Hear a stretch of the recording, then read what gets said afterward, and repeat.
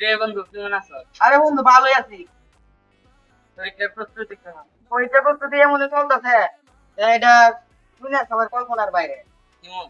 কল্পনাটা হইলো, আমি তখন খাইতে বই, আমার আব্বা কইছে না ঠিক মতো খাইলো, তো আমার আব্বা কো আরে খাও তো হলে হরাত বয়া, আগে হরালে হইরালো হরে দা মানুষ হয়ে হরে খাইবে না।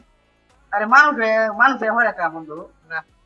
আর সেবেলা আমি ইয়ো এক করতে যাই আরে এক তো হলা আগে 2 মাস আগে পরীক্ষা করছিলি না, 2 পরীক্ষা নেই, তুই শুরু হচ্ছ তোর না বয়সে খালি বাবু দেখি হচ্ছে সারাদিন, তোর এদিন মদ বেঞ্চে খায় ঘুরবে।